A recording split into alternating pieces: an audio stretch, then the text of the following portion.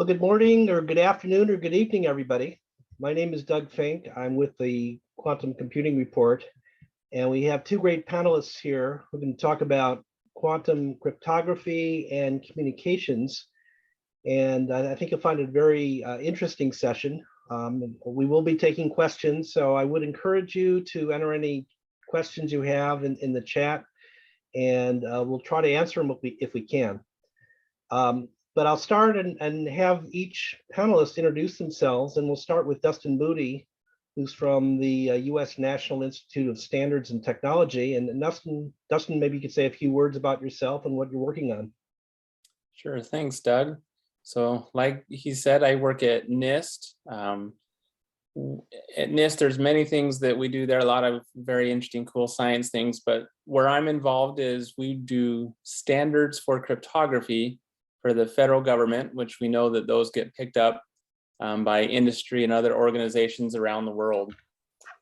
And my background is in mathematics. I have a PhD there and I do research, but right now the main project that I'm focusing on at NIST is what's called our post-quantum cryptography standardization project.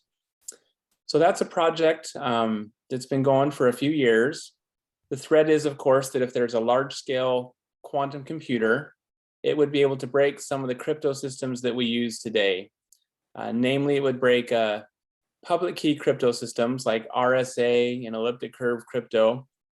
And so as a result, we need to have new crypto systems that would be safe or protected from attacks from a quantum computer to replace these algorithms that would be broken. So people around the world have been aware of this threat for a while. And about 5 years ago, NIST launched a large international competition-like process to kind of vet and evaluate new crypto systems. So experts from around the world have designed some new crypto systems that are believed to be quantum resistant and sent them into us where we're running kind of a competition to find the best ones. And that has proceeded through a series of rounds. Initially, we had about 70 of them that were sent in. And after the first round, we whittled it down to 26. And right now we're in the third round and we have 7 finalists and 8 alternate candidates that are still being evaluated. Roughly probably about the end of this year, beginning of next year, we will announce the algorithms that will be selected for standardization so that we can begin our transition to post-quantum cryptographic systems for public key cryptography. So that's a little bit what I'm involved with and this project I'm working on and what we'll be talking about a little bit. Okay, great. Thanks for the introduction. And we'll turn it now to Denis Mandich. Denis is with a company called Qrypt. He's actually speaking from the Freedom Tower in New York City, and you can see the Hudson River in the background there. So enviable offices there. So Denis, why don't you tell us a little bit about your company and what you're working on? Sure. My name is Denis Mandich. I'm the CTO here. I'm a physicist by background, string theorist. I spent a couple decades in the US government working on some of these quantum secure systems. And today at Qrypt, we're implementing some of the NIST finalists that Dustin is working on to bring some of the software that people use today into this post-quantum crypto era. We also build fully quantum secure systems that are not just quantum safe or quantum resistant, but they're actually impervious to any type of attack. These implement one-time pad-based systems as well for really ultra-secure applications. These are in 2 types of technologies: the common IP-based systems that run the internet, and then the operational technologies that you'll see for critical infrastructure as well. One of the fundamental pieces that we need for that is the ability to generate large amounts of random numbers through quantum entropy sources. Okay, well, very good, Denis. So, one thing I should mention, I actually did a study of this once. Over the next 10 to 20 years, the world's going to have to either upgrade or replace tens of billions of devices to a new type of cryptography because of quantum computing. And for those of you who may remember the Y2K effort 20 years ago, sometimes they call it Y2Q, years to quantum. So there's going to be a big effort over the next 20 years to do that. But let me start asking you a question first, Denis. Is that Dustin? You mentioned that you'll be coming out with your selection of your standards, let's say within the next year or so. If I'm in an enterprise right now, and I'm a little bit concerned about that, is there anything I should do right now to prepare for this upgrade, or should I just wait until you guys finalize on your standard? It's a good question. There are some things that you can do now, and there are some things that you probably should hold off on doing. You don't want to rush out and take any, you don't want to rush out and start implementing a crypto system before it's been standardized. I would recommend that you wait until there are standard algorithms that specifications have been out there for. But what you can do is start getting some information. NIST has an organization called the NCCOE, the National Cybersecurity Center of Excellence, that's leading a project to help organizations with the migration to post-quantum cryptography. And they've written a white paper and have several resources on their website. So if you search for NCCOE and post-quantum crypto, you'll find their project that has a lot of information about getting ready. I'd also recommend that you start building an inventory of your crypto and the different implementations you have that are deployed that use crypto, and looking at what type of crypto is it? Is it public key crypto that's vulnerable? Is it in a place where you can easily swap out a new algorithm? We often refer to that as crypto agility. You can start learning about the candidates that we have as finalists, and you can test them out, prototype them, see if they're going to fit for your different needs, your use cases, your applications, see if there's any issues that might arise. Some of these new post-quantum schemes have larger key sizes, so you want to explore that in advance, if that would be a problem. But mainly you'd want to just ensure that as you start planning, knowing that a transition is coming up, that you are ensuring crypto agility and support for new algorithms, because you're going to have this transition coming up, and make sure that your organization is aware of the quantum threat and you're taking steps so that you'll be ready for it. Okay, great. Denis, you want to add anything to that? Yeah, I think just the earlier that you start experimenting and prototyping, the better, because as Dustin mentioned, simple issues like massively larger key sizes in some of the algorithms will affect performance and infrastructure. You may not have the systems today that will support it. You should have an idea of what that will look like in the future, because it's not a light switch. It's not like we will transition to PQC one day. That happens 2 years from now. It'll be a phased process the way it was the existing systems that we use today. Okay, great. So I have a follow-up question on sort of your process, your whole stuff that you're working on, Dustin. I've heard you mention in the past that in your selection process, you're actually going to select like multiple, maybe 2 or 3 types of algorithms for like each type of encryption or each type of use case. Could you sort of explain, why you're going to go for multiple algorithms? Maybe it's only a couple, 2 or 3, but why you're doing that instead of just one? Yeah. So NIST has done some of these crypto competitions in the past.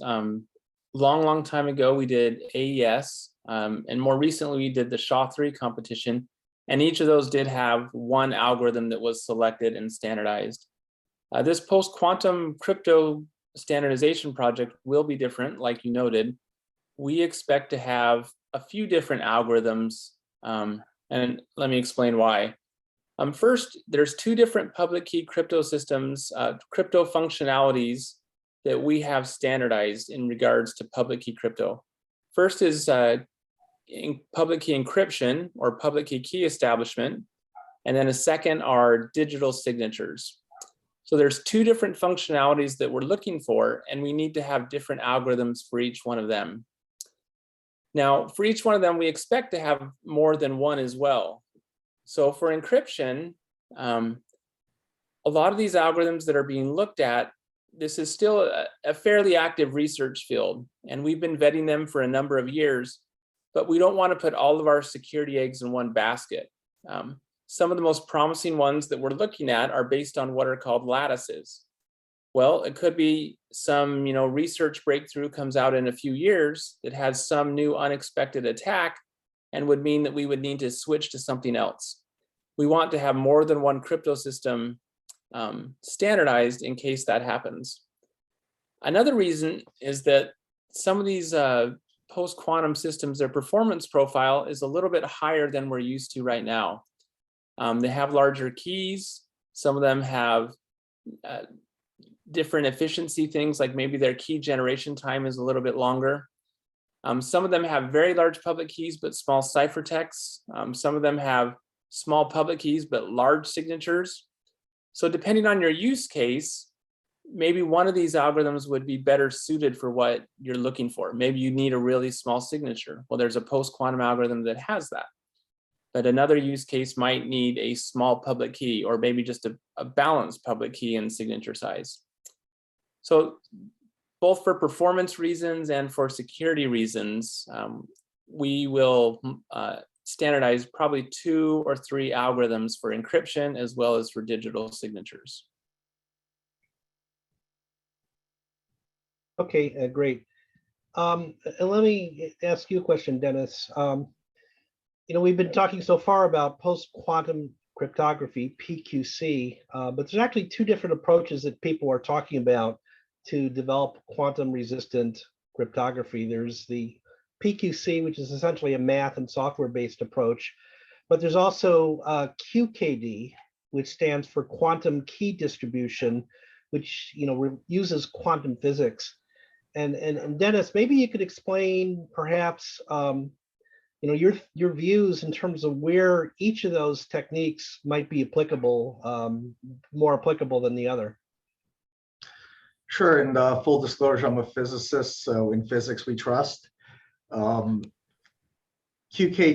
is a great solution that actually has 2 modes of operation. One is that we can distribute AES keys, effectively reach the level of quantum resistance or quantum safety with it, or they're robust enough today to actually distribute one-time pads, and if they're used for that, they're actually quantum secure. PQC and QKD have different use cases. QKD is now distance limited in a trusted node network model, where you have a single unbroken piece of fiber connecting 2 endpoints, where you can simultaneously generate all the key material that you need. So that's great for maybe critical infrastructure, for places where the military or the government might own the right-of-ways and the actual fiber that is used for these communications channels. But it's not good for communicating between Europe and the United States for banking or something like that right now, because we don't have quantum memory, we don't have quantum repeaters. But there's plenty of places between data centers that it could be used today and bring a different level of security with a different framework around it than PQC, which is more like the Swiss Army knife for all the applications that we use today, messaging, file transfer, and so on. Okay, thanks. Dustin, I'll let you add to that. I know you spent the past several years just working on PQC. Just interested in your thoughts on QKD, whether there's any applicability with that. Yeah, I agree with what Denis said. They have different use cases. It's kind of interesting that post-quantum is the result because quantum computers will break crypto systems, whereas QKD is the idea that you can use these quantum technologies to create crypto systems. So they kind of have a different foundation. One's more on math, one's more on physics. But like Denis said, the use case for a QKD is probably more for more high-end, secure government, military, that kind of thing. Whereas PQC will likely be used more for what we traditionally use, a lot of communications protocols online to transmit information. And it doesn't have the scaling challenges that QKD has. So there are use cases for both. I think PQC will be more widely deployed worldwide for more applications, but both are important technologies. Okay, great. It's good to hear that you guys are pretty much in sync. One of the things that Dustin mentioned was the fact that there are differences, and when people want to start implementing this stuff, things like key sizes will be different. And Denis, maybe you could talk a little bit. I know you've expressed to me privately your concerns about the safety of keys, key generation, and the fact that you have longer keys now in post-quantum cryptography. maybe you talk a little bit about some of your concerns and things that people should do to perhaps come up with a more robust set of keys. Yeah, the issue with most key generation mechanisms that we use today, they're based on electronic noise, which has no fundamental proof of randomness. Only a quantum measurement can give you a true random 0-1, where it's not because I don't have information about the system. I wasn't able to engineer enough around it. It's because fundamentally it can't be done. And we've seen this, from the beginning of cryptography, that the easiest way to attack a crypto system is not to try to break the crypto mathematically with supercomputers. We'll attack your entropy source, the thing that generates your keys, and then make that non-random or highly biased. And then I can just guess what your keys are and decrypt everything. And this happens with increasing regularity, either deliberately or inadvertently. Crypto AG is a famous one that CIA ran. I like a recent one that the Russians ran. It's called Reductor, where the pseudo-random number generator in browsers was compromised to be non-random, and then they could just decrypt everything in real time. But it's happened accidentally as well, where we look at the certificates that are out in the wild today. Keyfactor did a study on them recently and found that 1 in every 172 of them share a common factor. So it's a persistent problem. Whenever people look at it, they find that there's a lot of non-random behavior in the systems that generate the key material that we need to secure our crypto system. So we build quantum random number generators with the national labs around the world to overcome that problem, make it available at scale, and make it deployable through the cloud to make it easy to use for these much larger key sizes that you find in PQC. Okay. So if you've been following the random number generator, articles of various types, there's actually a couple different types. Some people talk about certified quantum random number generators, and other people talk about just standard quantum random number generators. Maybe you could describe the difference and where you might want to use one or the other. Yeah, so there's no industry standard for what does it mean to be certified, because until NIST issues a new standard for it and there's a FIPS compliance requirement, there's really no certification authority in the traditional sense. What people mean is, for example, if you use a quantum computer to run a random quantum circuit, then the output of that circuit theoretically could be certified, but that's not a well-defined term. And using a quantum computer to generate a random number is like a Rube Goldberg machine for something that we do with simple electronics. Just doesn't make sense when we need gigabits per second, a random number generator output for crypto systems, and a quantum computer will take 2 minutes to put out, a couple hundred bits. So it's really an emerging process. We're involved with the ITUT in Geneva on that certification process, and what is the standard for global financial network infrastructure for QRNGs. That's just coming online today, and we'll see authorities, from the gaming industry and everywhere else come up with a new standard that we'll call certified. Okay, yeah, it is important because I can go out today and buy on Amazon a random number generator for $50. And the only problem is I don't really know what's inside the box. And, there could be someone who had messed with it and it wasn't quite as random as I thought. So you do have to be careful. Been done before. Yeah. Now, Dustin, I have a sort of another question, which is, there's also talk about hybrid post-quantum cryptography, where you sort of combine the the PQC algorithms that you're working on, as well as classical encoding like RSA. Maybe you talk a little bit about that and whether or not you recommend that people look at that at all. Yeah, so there's certainly been a lot of interest in hybrid systems where you're combining a post-quantum algorithm and a classical algorithm. We've talked to a lot of industry partners, and they seem to think that that's a good way to transition into post-quantum algorithms. Maybe we're not quite sure. Because it's still a research field, we want to ease into it a little bit. when we do this. And so by combining both, the only way someone can break that hybrid scheme is if they can break both algorithms. So you're ensuring you've got quantum resistance, and then you still have the traditional cryptography that we're relying on. To us at NIST, that makes sense as a way to transition into post-quantum schemes. We don't think that'll be a long-term solution, but in the first few years, that certainly might be a good idea. We updated one of our standards, SP 856C, to allow you to do that for key establishment in a way that you can still get FIPS validation.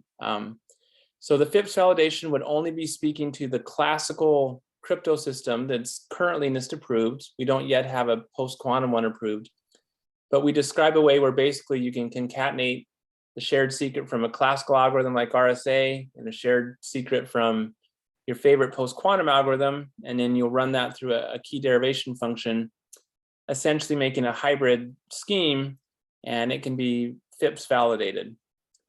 Not everyone agrees with that.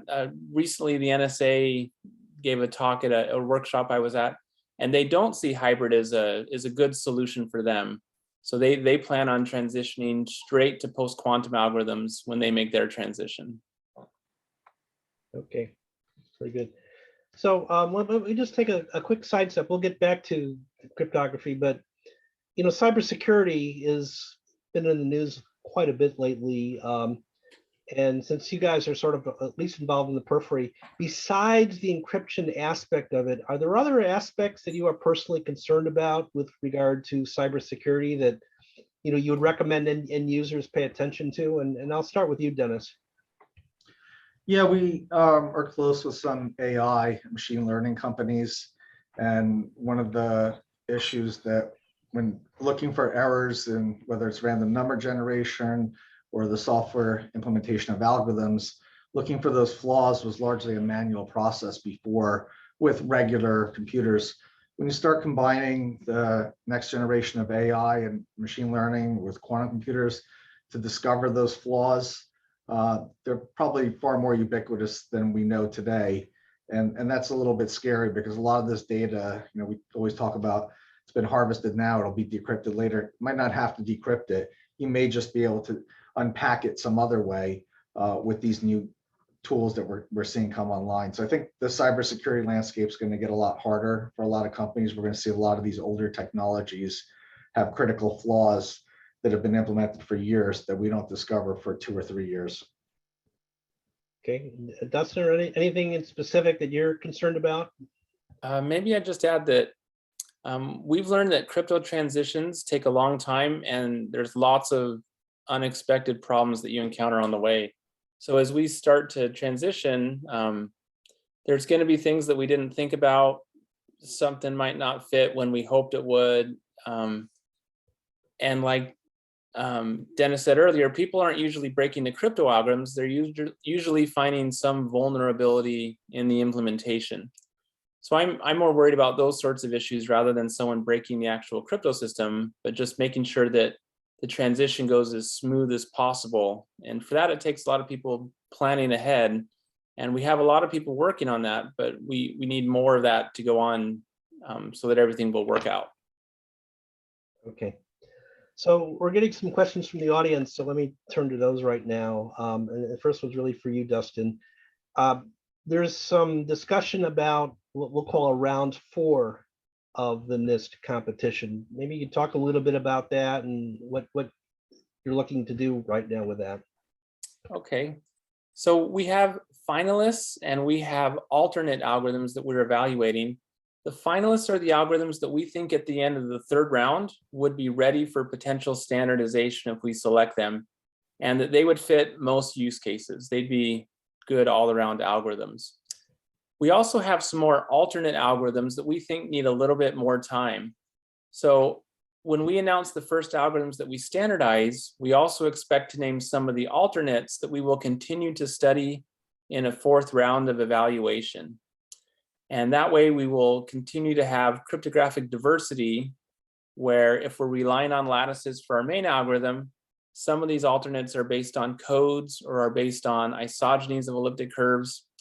So we're continuing to look for those alternate candidates to see if they will be ready for standardization. They just need a little bit more time. Okay, very good. And so there's another question.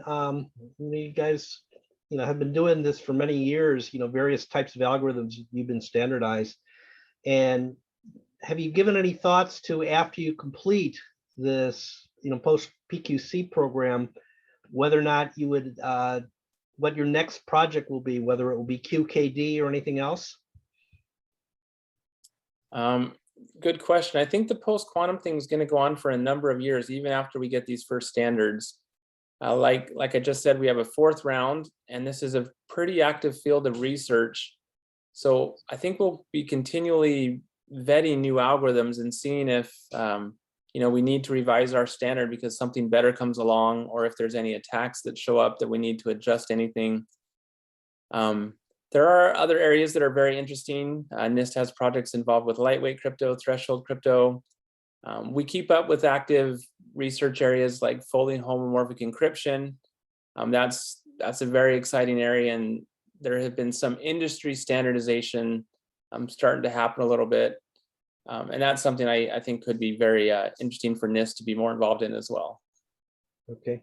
Are there any possibilities or any thoughts given to NIST getting involved with standardizing QKD protocols? Yeah, so our group doesn't do as much with QKD. We're more math and computer science. There are some physicists at NIST who are involved with QKD standardization efforts. In particular, there's one of my colleagues, Alan Mink, who's involved with some of those efforts.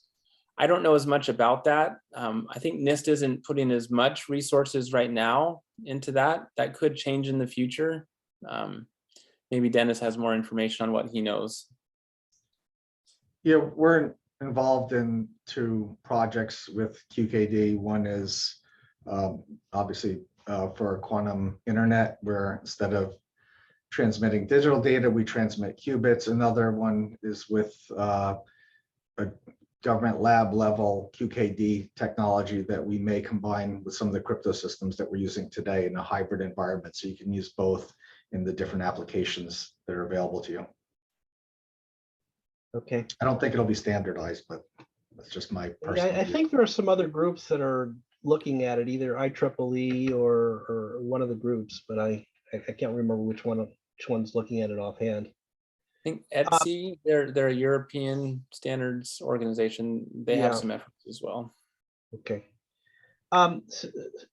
So another question came in from the audience about the use cases for PQC, and maybe again, Dustin, you could talk about passing keys as one use case, and then digital signatures as another one.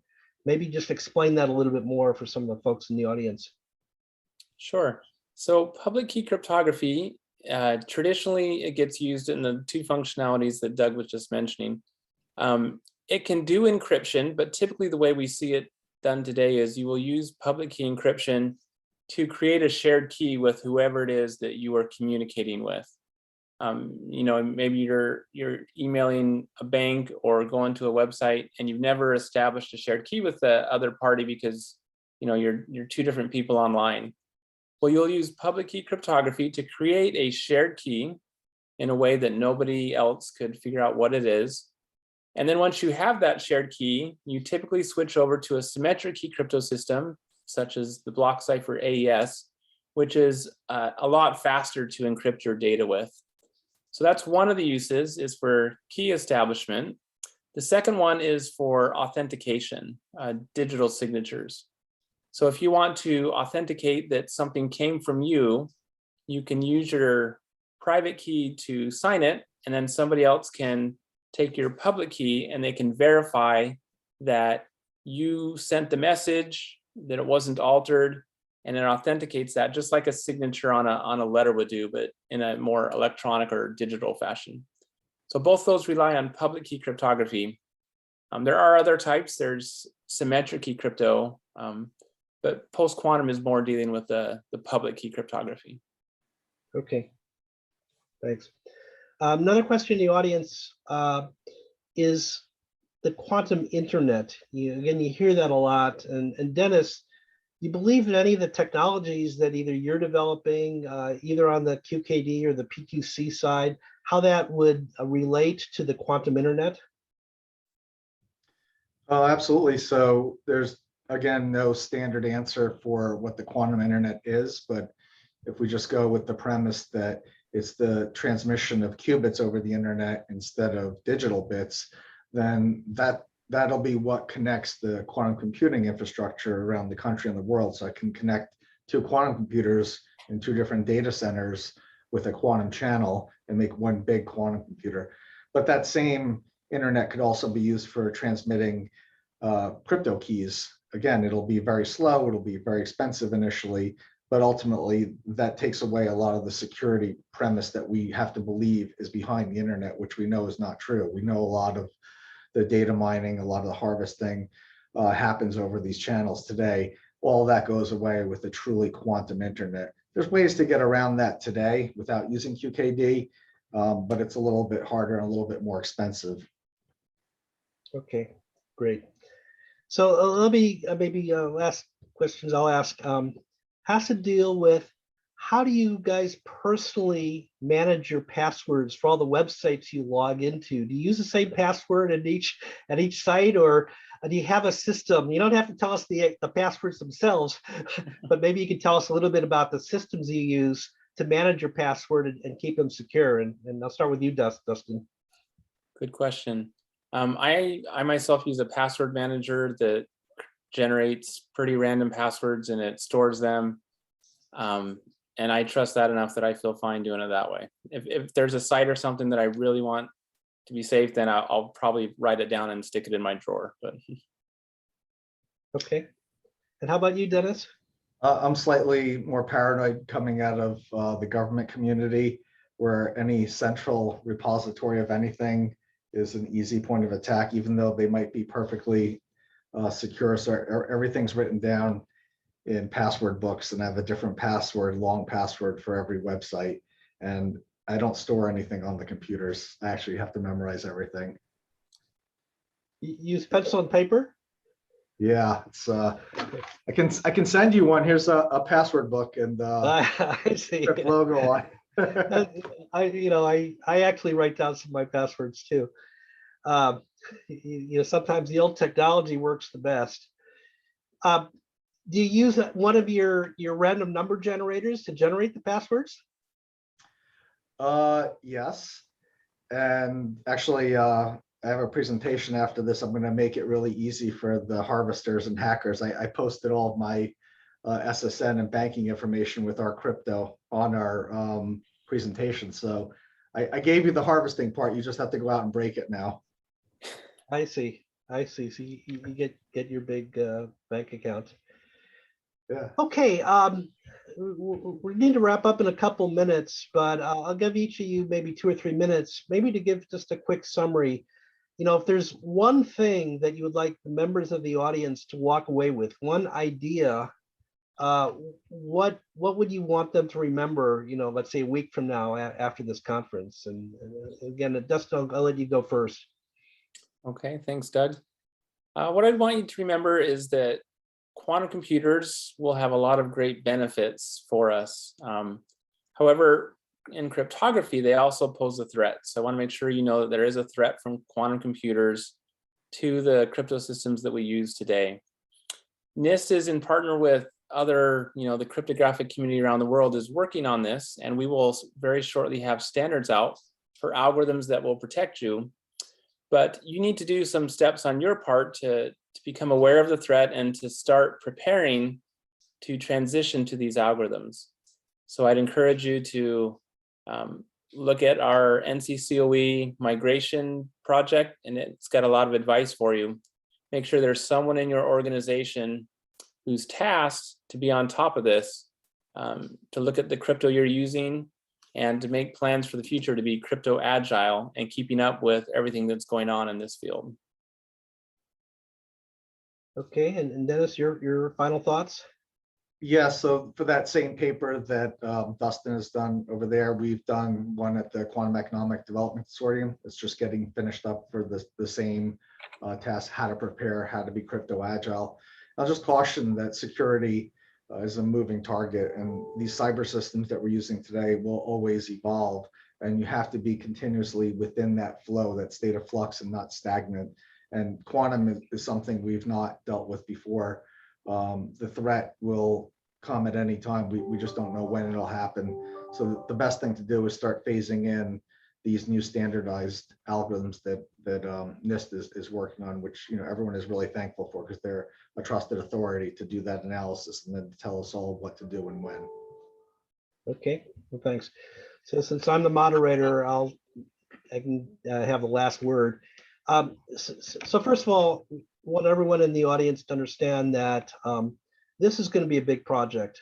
As I said earlier, it's going to be tens of billions of devices that are either need to be replaced or upgraded with the new algorithms. And historically, when we've looked at some of these transitions in other encryption systems, it takes about a 10-year period to do that. So, the concern is there's a sort of a famous formula from a researcher in Canada, Michela Mosca, which says that if you look at the data that you have right now, and it has a long shelf life, could have a shelf life of 10 years, and then you add to it the fact that it's going to take you 10 more years to convert your systems, you could be running into a time when you will have data that's at risk when these very large quantum computers are available. So as the panelists were saying earlier, it really is pretty important to think about this, and you have to time it carefully. You don't want to be premature.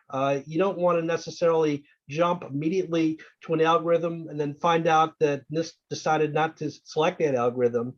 But you do want to be prepared, testing out the algorithms, those types of things. But at the same time, you also want to think about an attack that some bad guys use called harvest now, decrypt later, that there could be people who are taking your data, which you're sending right now over the lines using RSA encryption, and they're storing it on a hard drive. And even though they can't break it, they may say, well, we're going to save it for 15 years on a hard drive. And when these large quantum computers are available, we'll buy one, and that could be a problem. Now, that is only an issue for data that is, number one, very important, and number two, has what I would call a long shelf life. So examples I would give, for example, would be health data. The health data for someone, could still be very, very valid 15 years from now, and it could be very important too. So, what I would recommend for the members of the audience is just think about that, read that NCCOE paper that Dustin and Denis were talking about, and at the same time, put together your plans so that over the next several years, you very step-by-step implement quantum resistant technologies. And then the final thought I would also say is, at the same time, never believe that if you do that you will make yourself safe from all cybersecurity problems. There's lots of cybersecurity problems, things like phishing attacks, physical access to your site, those types of things, which are just as important, and quantum is not going to solve those. So cybersecurity is getting more and more important, and just look at all aspects. Crypto is very important, but look at all the aspects. And with that, I think we have a great session. I thank the panelists, and I'll turn it back to the quantum tech people, and they can move on to the next session. Thank you. Thank you.